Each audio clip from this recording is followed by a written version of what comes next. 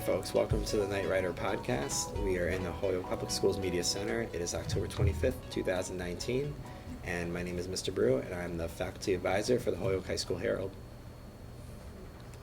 Oh. Hey, Dana, how are you? I'm Dana. It's okay. I'm Jack. I'm a senior at Holyoke High School. I'm Isaac. I'm a junior. I'm Erin Linville. I work in the central office. Thanks for having me today. Thanks for coming, Aaron. It's great to have you. And we are going to start off with recent events in the school. We've had a lot of interesting things going on. So, folks, what do you want to talk about for recent events in the school? A lot of big stuff happening. Volleyball. That's the first thing that came to my mind. I mean, they just won the league championship. I don't know. The PVX league. They're getting a banner in the. They are getting a banner. Yeah, that's impressive. As an athlete myself, I think that's pretty cool. Yeah. It's been really fun watching the games this season. The competition has been really high, and they've blown out some teams, which is fun to watch. And they've had great games versus Central. Yeah. Those matchups have been epic. I think it's super cool, especially as Holyoke, as we're the city that founded volleyball. I just think it's especially cool that we can kind of take that back home, if that makes sense. I agree. Yeah.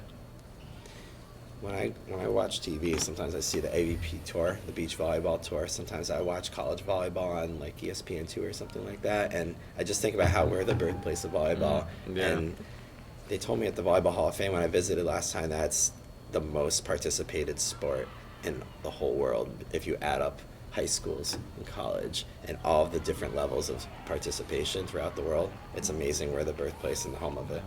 Yeah. I didn't think about it like that. I got So, it. And the record 17-1. 17-1. That's impressive. Yeah, I mean, I was at the game the last 2 nights, and there must have been at least probably 300 people combined for the last 2 nights, which is amazing. And they only use one bleacher because the benches are on the other side. So the bleacher was pretty full the last couple nights, especially 2 nights ago. So it's great to see that atmosphere. Yeah. It was really loud.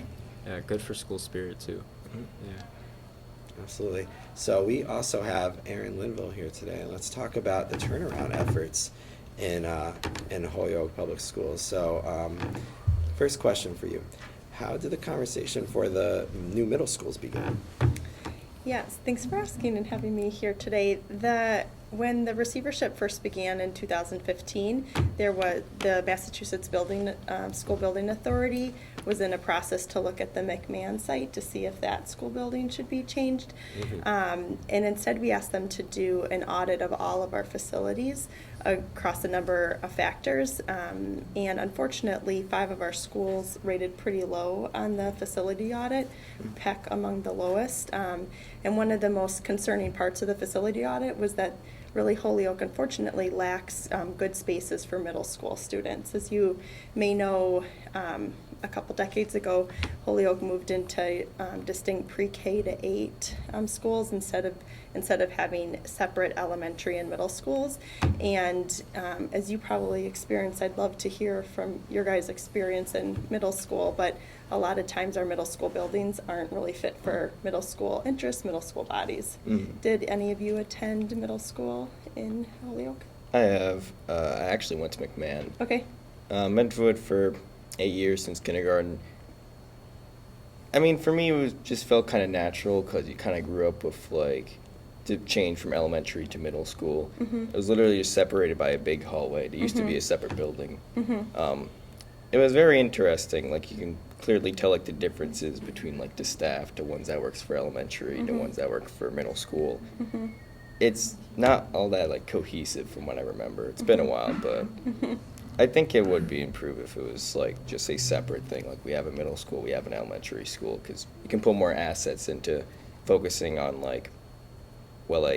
people from 6th grade to 8th grade, what they want to do, prepare for high school a little bit better. It could be interesting to see how that would work. Yeah, I agree. I went to Ian White for Okay. 9 years, kindergarten to 8th grade. I remember that the transition from elementary to middle school wasn't all that impressive. I didn't see a big change, and I think it would have been much cooler if I could have seen more of a transition from middle school, you see from middle school to high school. Yeah. So I remember when I was in my building, I felt especially like cramped. I Mm-hmm. still felt like I was a kid. I think we'd be doing a lot of favors for our students if we kind of transitioned them to a different building, because this would kind of be like helping them that transition from like high school, and then after high school you get that other transition from high school to college or the workforce. I agree. So I think that'd be really cool if we like kept them together too. I think that'd do a lot for like school spirit and just growing up, because a lot of times you get these freshmen coming in and they act like they're elementary school kids, and so I think having a middle school would do a lot in favor of that. Yeah, it's Yeah. like if you're a lot of our 8th grade students still need to like walk in lines because that's Yeah. the rules of the Mhm. elementary Yeah. middle school, and then you come here and there's a huge school to navigate. I feel like middle school students could have more independence and more opportunities for extracurricular activities than we really Yeah, give definitely. them. Yeah. Did you go to Yeah, school I at did. Holyoke? So I went to charter Okay. for from K through 8th or 1st through 8th. Mhm. I agree with like Jack. It's like you don't really grow up. Like middle school doesn't really change because you're around elementary kids, Mhm. and also like you have kids that are 5 and 15 in the same building, so the rules don't apply. Like they're so different. And so, like, I struggled a lot in charter because there was a lot of rules I thought were dumb that I just didn't think I needed to follow. And also, like, it's such a culture shock to come from a school that's so, like, walk in line, be in class, you're always in class, da-da-da-da-da. Like, you're not doing anything different to coming here, where it was, like, people are like, oh, like, just as long as you get there and you do the work, you're good. I was, like, confused, and I feel like that's why a lot of kids like lose track, because you get so much freedom, and then it's kind of like what they say in college, like you get a lot of freedom and then you forget that you still have to do work. I feel like people come into high school like that. I Yeah. did. I came into high school and I was like, oh my god, I have so much, I can do whatever, da da da da, but in reality you can't. It's just, It's like freedom with responsibility. yeah. Yeah. I think the experience that you have all talked about, and what a lot of parents have said too, is the really this desire for a distinct elementary and middle school experience. And so we are going to be moving that way regardless if we get the new middle school buildings. The new middle school buildings would just provide a better opportunity to give learning spaces that are fit for middle school students, as well as like just increase the health and safety of all of our schools, and then be able to have the right like room and space back in our elementary schools too. Thank you for that, Aaron. Really appreciate it. I don't remember that much about middle school. I'm too old. I don't remember what I ate for lunch yesterday. I don't remember if I brought a lunch this morning. But I do remember Voyage of the Mimi in middle school. I don't know if you watched that. That's how old I am. All right, never mind. Then again, you guys I don't watched even use SpongeBob in middle Facebook. That's how school. old I am. All right, so let's Childhood. get to the cost, if you don't mind. How much do the new middle schools cost? Is it affordable? Yeah, the whole middle school, for all the schools, like both middle schools, the total price tag would be $133 million, but we're really lucky that the Massachusetts Building Authority has given us a grant of $76 million. So really, we're left with $57 million to pay for. I realize $57 million is still a lot of money. And so we've been doing a lot of efforts in order to make it the cost as reasonable as possible for residents in Holyoke. The biggest, so right now, the cost to the average homeowner, say the average home is $190,000, the average cost for the taxes per year would be just under $130, which is $11 a month. A couple ways that we were able to get that cost lower was looking at the interest rate. And then second, which is really big that no other community that we know of has been, the Holyoke Public Schools, from the savings that we'll get to moving to this new model, is going to contribute $1 million over the life of the bond to help to the city to help pay for the cost of the middle schools, and that was able to that resulted in reducing the tax burden by a third. So there's also this nifty calculator online where for homeowners or renters, they can put in the cost of their home and see what they would pay each month. I know a teacher who works here posted that she would be paying $6 a month for the new middle schools, and Wow. she has a young kid and is super involved here, and she was like, yeah, $6 a month, that feels like a good way for me to invest my money. It's really interesting. I'm glad you said that about the cost, because I did have a lot of questions about the cost, but you broke that Yeah. down very nicely. I appreciate that. So, next question, why the decision to build the new middle schools instead of just renovate the existing schools? Yeah, the school building, there's a school building committee that's been working on this, and they looked at renovating Peck especially. I know none of you attended Peck, but have you been in Peck I've been before? inside Peck. It's kind of Yeah, we've been inside. It is Yeah. kind of confusing. Like I go around the Yes. hallways, it feels like a labyrinth. If I'm being honest. Yes. I don't know who designed that, but it's not efficient. Yeah. It's, like I feel like it's like a bunch of hexagons, and then they try to like fit square classrums in it. It It's doesn't actually really- octagonal. So it's an octagon. That's even better. Yeah. So yeah. So I don't know. It just doesn't. It's not cohesive. Yeah, there's a great video on our website, 6 minutes. It like kind of walks you through some of the challenges with Peck, which is where most of our, which is the closest thing we have to a middle school. Right now, I think there's 500 kids in there right now across the 2 different schools. But so there's a lot of challenges with Peck. It was built the same structure as a Walmart structure, so the like, I'm not a facilities expert, but like the walls are not really strong enough to undergo a lot of the renovation. There's there's asbestos in the walls, so as you start to do any type of demolition, that brings up environmental concerns, and we looked at renovating Peck and making the educational improvements that we need in our middle schools, such as like a science and engineering design lab or small breakout spaces close to the bigger classrooms for small group instruction. So to renovate Peck would be $72 million with those educational improvements. Just only renovating it to get it up to current code with like enough sprinklers and working elevators and stuff like that would be $59 million. And then actually demolishing Peck, building a new Peck would be $68 million, of which we would be only paying $29.5 million. So it's hard to imagine, but it's actually less expensive to build Peck new, and then you're getting that product that you're getting a higher quality building right off the bat. And I think that one of the things that I feel particularly sad about Peck is just like when you walk through there, it's like really poor lighting. There's a lot of classrooms with no light.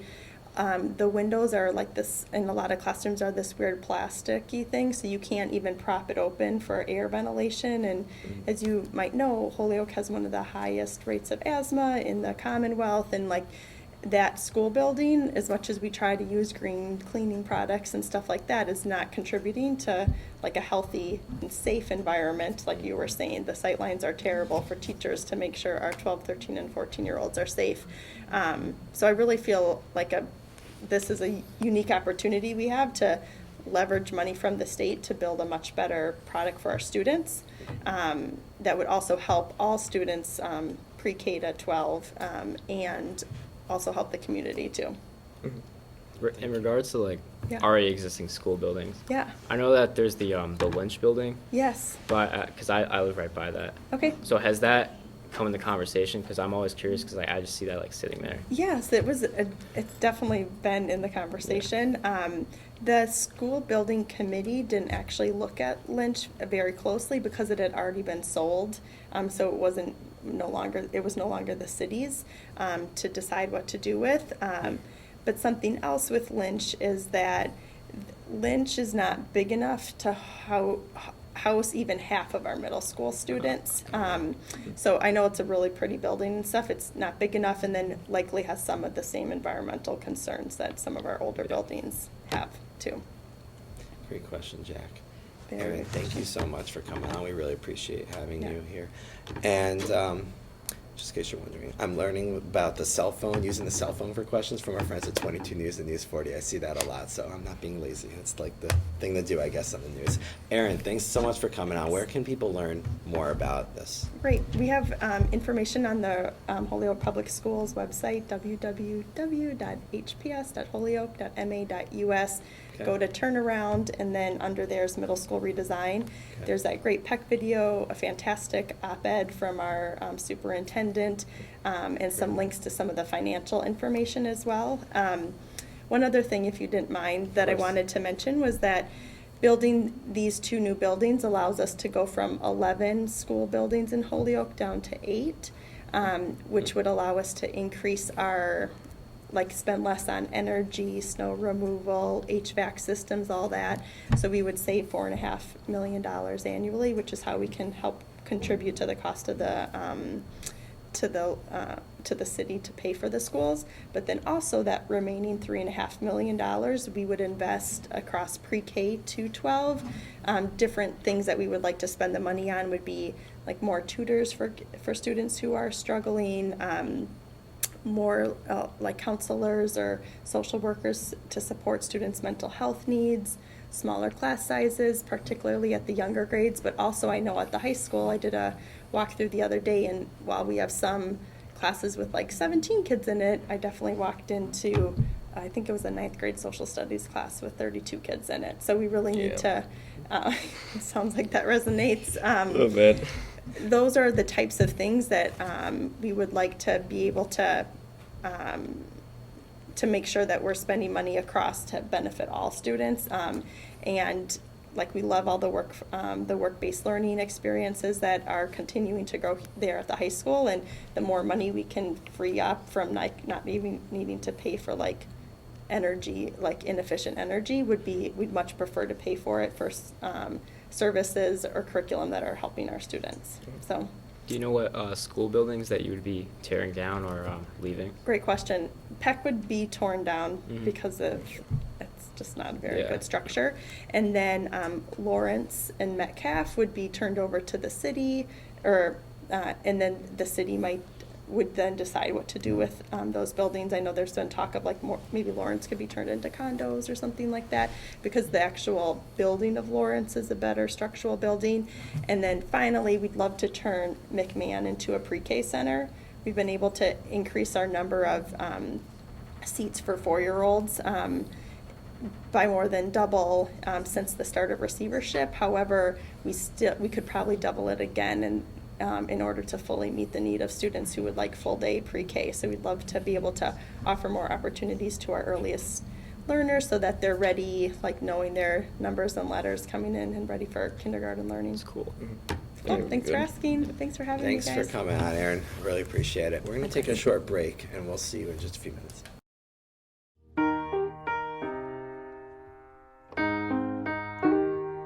I can't change, even if I tried, even if I wanted to. Because of you, I felt hopeless. I know it was a joke, but it still hurt me. Because of you, I felt wanted and not alone in this world. Because you said hi to me on the first day of school, I felt included and I knew that I was going to be okay.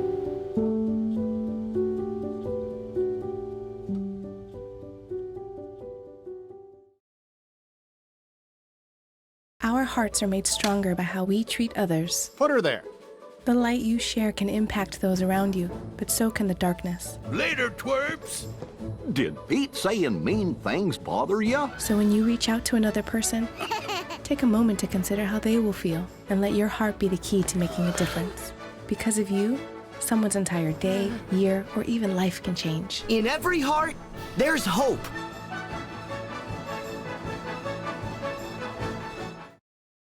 Hey folks, welcome back. And we have a new guest today, Hannah Boucher Hendricks, a senior at Holyoke High School North. And let's start again with the best way you think students can learn. What do you guys think? The best way you can learn. This is gonna really help us teachers. We really want to know this. Honestly, I really love it when we get some specific examples. So like, I'm not talking about Tommy got 10 apples and Billy takes 2 of them. I'm talking like real world, like actual stuff they're gonna deal with. You know, especially stuff that interests students. You kind of get what I'm saying here? Yeah, maybe like, I don't know, current events in business as I do now. Yeah, I mean. Entrepreneurship, non-sponsored. Shameless Like, plug. Yeah, so Examples. I agree with you, Jack. I really agree with you. Examples that we can see in like I know our what you real mean. world. Yeah. Like, Yeah. I think the most important thing for students to learn is like motivation and just them being interested into the topic. It's a hard thing to do, but Yeah, it is tough. It's tough.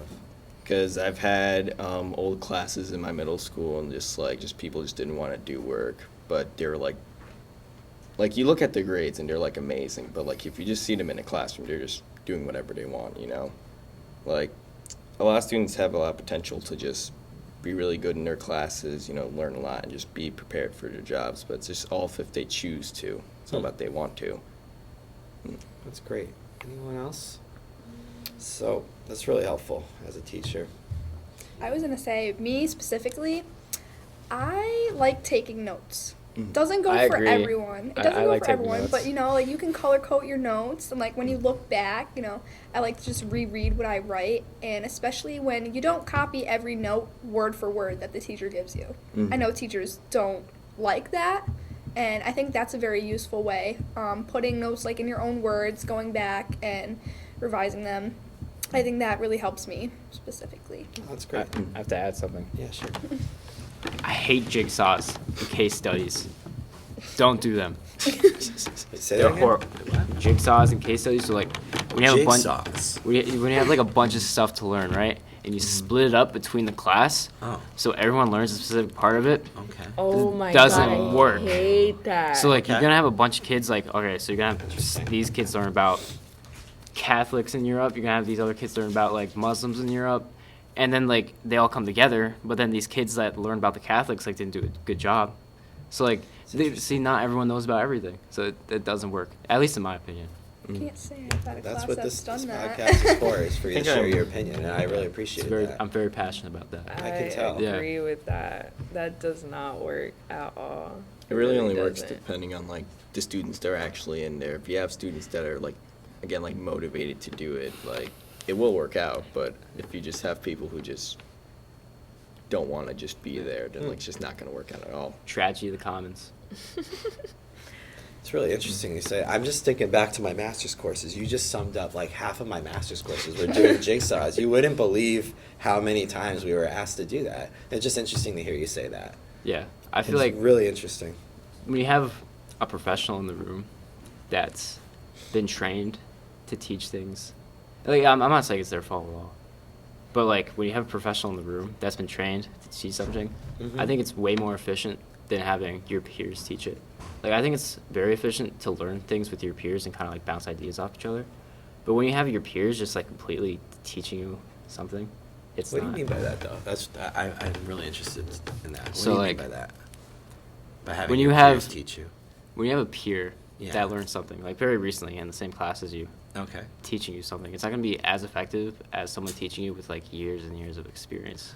Oh, okay, okay. Yeah. So you're saying that it's actually, you're gonna just get more from the teacher than your Yeah, friend it- or at least- someone that's at in least your for me.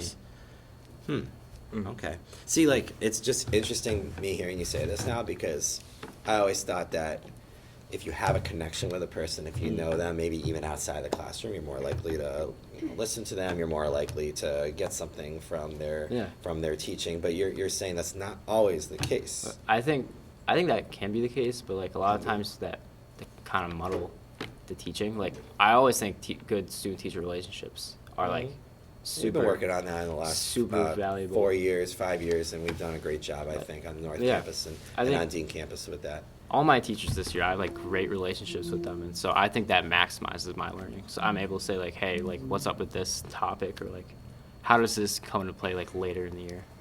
I feel like that that's super useful. At least for me.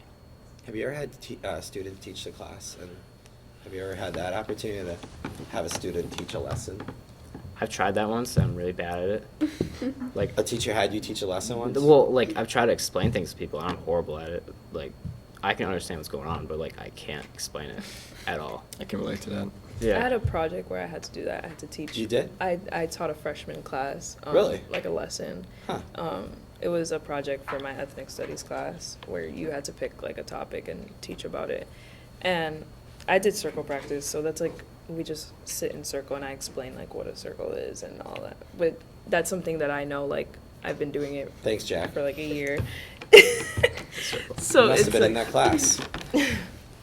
Circle. Like flashbacks to SpongeBob episodes. But yeah, and I get what Jack's saying where it's like it's not efficient to learn from your peers all that much Mhm. because at the end of the day like we're all learning it together. So what they know is as much as you know about the topic. Mhm. But you have someone in the room who knows in depth about what you're learning about. So I feel like And what you it need makes to know. Exactly. What So you it makes need to no know. sense that Yeah. if Hannah were talking to me about any topic in like history when there's a history teacher in the room that could help us. 'Cause we both don't really know, but he does or she. If you know. I you agree know. with a lot of what you're saying. Because, your teachers, they go to college for 4 years and they study whatever they're teaching. And then they take another 2 years in a master's course in education. But one of the things that they taught us in our master's courses was to have students teaching specific lessons. So I want to just give Hannah a quick shout out because do you remember last year with marketing? You taught I was going to bring that up. You I taught was going to bring that up, yeah. one marketing lesson, Mhm. at least one marketing lesson. And I don't know if you remember, but you had, and that was a big class. You And had I never even took that class. You had 30 students' attention the entire time, and that was a great class. That was one of the best classes of the year. I got to give you credit. You did a really good job. So I think it can work. I think it's other times it doesn't work as well. So just I guess it depends, who's I mean, it doing was also and his how- lesson plan that I just kind of got up there and well, thank spoke you very about, much. so credits to you too. A lot of it's like charisma. You gotta have charisma. I also have to say, I like, I'm more of like a hands-on learner too. I like, for example, like chemistry, doing labs and stuff like that. I think it's a lot of fun. It's not like boring and sitting there and taking notes every single day and, doing book work and this and that. I like to actually do stuff, and like see this lab that we were taught about put into action. I think that's interesting and a good way to be taught. Not hands-on working. It's very nice. I'm in physics, so we're getting more into doing that. Our first project was I forget what it was. We were like checking like the velocity. If we checked a Barbie off of like the staircase, we get rubber bands and we tie around and we just did bungee jumping. With Barbies. Yeah, Barbies. Yeah. Bungee jumping Barbies. That sounds fun. It was the first thing we ever did, and I was like, this is the type of class I want to be in. We got to play with fire, so that was Ooh. interesting. Yeah. I'm so jealous of you guys. You don't understand. My experience is so different in school. That's great, guys. That's really and it's interesting you bring up lesson plans because I gotta tell you, as a teacher, it's not fun developing lesson plans. It really isn't. I can only imagine. The lesson plan course in my master's course was a very tough course, but it goes a long way. It really helps out when you have that class start and you have 30 students in front of you, 25 students, 20 students, whatever it is. You need a strong lesson plan. And when you have a strong lesson plan, I think it really benefits you guys, the students. So all that hard work, it kind of pays off. So great discussion, guys. Anything else to add before I have a little bit more fun thing to talk about next? I want to talk about something fun. What's that? Okay. Let's talk about something fun. You want to talk about Yeah, let's do that. Okay. Halloween traditions. Oh boy. What are we going to talk about? What do you have? I put this on here because I want to just see what people would say, so I have no idea where this is going to go, but... I'm almost 18 and I still go trick-or-treating. And my mom comes with me, and my mom dresses up too, so I don't know what more I can say. You do? Of course. Do you not? I go with her. I definitely stopped at 14 or 15. What? Yeah, my last How outfit traditions was can never a, die. this shows you how old I am, a Drew Bledsoe Patriots jersey, and I just put a random mask on. So I was a Patriot with a scary I mask. have to tell you, my mom's like favorite costume. She has a Yeah. Michael Myers mask, and she has the whole like jumpsuit, the whole like navy blue jumpsuit, Michael Myers? Yeah. Yeah, Who's Mike that? Myers. the white mask, with, like Halloween. yeah, Michael He Myers, doesn't talk Halloween. except the Yeah. machete. He just kind of scary. No. It just Really? appears. I have to say my favorite costume that I've dressed my favorite costume so far has got to be Santa Claus on Halloween. Ew. I dressed as Santa Claus on Halloween one year. Ew. Oh, good. You were Santa Claus one year? I That's was. funny because I was Yeah. Hanukkah Harry one year. Ew. It's the reverse. Hanukkah number. Come on, you guys Harry. aren't laughing. Come on, Hanukkah really? Harry. Guys, what are your favorite Halloween traditions? Anybody? We have a whole audience here. I don't know if you can see. There's a couple hundred people watching. I heard We'll candy just look at the corn. lower Yeah. level for now. I heard that. Anyone have Halloween traditions you want to share? Ishani, thank you. Alright, so like some traditions that I would do sometimes, like with my family, if we went around a certain block to go like trick or treating one night, like I think I did this once or twice. We would like bring an extra costume with us in the car, and we would take it and we would switch it. We'd go on the same block to like, get more candy, to go like back to back. To I get have more to say cheese I've and all done that. that. I've So heard when people do it that. was, I've I never was, done like, it really though. mad, so they went to my face. We just need more candy. Mhm. Gotta take out. I've heard that trick some. Ishani, what's the appropriate age for ending the Halloween trick or treating? I'm wondering because I used to think it was much younger, One thing but that can play into that is like I'm short, so it's like I seem younger. But I am, but like if you want you to trick or treat, I'm not gonna stop. but no, I need like a cutoff. What? Cut off probably about like I'd have to say a good age, probably like 18, 19. Wow. Maybe I'm gonna around- go with my kids. So you can vote and trick or treat. Yes. Yeah, I mean, You vote for the president. I vote. I trick or treat. I have a say. I can do what I want. yeah, I'm not gonna stop trick or treating anytime soon. So I mean, it's You go, free. girl. It's free candy. Like, who wouldn't? Yeah. Right. I wonder if I tried it this year. Last night, actually, at You my don't work. think so? You don't think I get any candy? Well, remember what I was telling you last night at my work about the trick or treaters who came in, the retirement home, Oh yeah. passing out candy. Yeah. That's right. Never stops. Interesting discussion, guys. Anyone else? Oh, hey, Redon. Yeah. How you doing? So, it's not a tradition anymore. But when I was younger, like me, my family, my aunts, my cousins, like my mom, we would go out trick-or-treating like around West Springfield. Like, I forgot where specifically. But we used to go trick-or-treating, we used to have a blast, whatever. And then after we went trick-or-treating, we would always go to Pizza Hut. And one of my older cousins was working there, and we would always get free food, and it was literally like the best feeling in the world. Like free pizza Free right after food and free trick-or-treating. candy. But like I would have to say my favorite part about Halloween is literally dressing up. And I don't have a costume this year, but You can make one last minute. Yeah. That's what I did. You could throw something to that together. I'm being no, I shaggy. probably could. But like, Oh my God, I that's was amazing. thinking like a mummy. I don't know. Just wrap yourself in toilet paper. A walking mummy asking Put for a sheet. candy. Just put like a That's sheet overhead. interesting. Cut out 2 eye holes. That's there you go. interesting. Right? Nah, me To and be some of my honest, yeah, I friends might craft something up. were being the mystery gang from Scooby Doo. That's amazing. Wow. Yeah, I know. You gonna have I'm Scooby? a scarecrow this year. That's scary. Really? I still haven't picked what I'm doing yet. For me, I'm just gonna dress up as someone. Oh, there it goes. I know what I'm doing for Halloween. You know what I'm you're gonna doing? shut my porch light off so I don't have to give anyone candy. I don't That's like no it. I fun. don't enjoy it. I really don't enjoy Fun. it. No, my fiance loves it. She gets a kick out of it. I just The day watch after TV. Halloween, Huh? the day after Halloween, underrated. Go to Target. All the Buy candy's all on the sale. candy. I know. All on this. sale. I know this. We got like Yeah, you're right. Yeah. last year. Always, yeah. Last year when it happened, we just got 4 huge cases of like candy corn just after the day of Halloween. We were just like, Who yes. likes Schedule a candy dentist corn? appointment after that. Candy You corn. either love it if or you like hate it. candy corn, Candy ew. We got 2 corn more is people. I wish just we could like get that bread video. solidified sugar. And I love it. Ugh, it's disgusting. It is delicious. Mr. You Brew, either what love is it or your hate it. costume this year? I just told you, I'm shutting the porch light off. I don't want to No, participate. I don't have come to on. participate. You It's have not to. like a law. All right. All right. Maybe I'll be a teacher for Halloween. There you Just go. give kids the candy. I knew somebody dressed up as Not Gandalf looking in forward to hallways. this. It was nice. Plus, the Celtics always have a game on Halloween, it seems. So I'd rather just watch that. All right. Anyways, we have to wrap it up. This is a good podcast in terms of time. Yeah, we're really pushing it, guys. So we have the next block starting.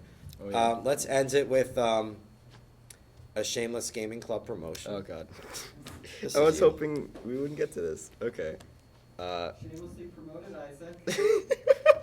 This is not the Ellen Show. Don't shout things out from the audience, please. Okay. This was intended for yesterday because that's when Gaming Club happened. But when we're doing more like tournaments now, we're gonna start organizing them. So I just wanted to like talk about that.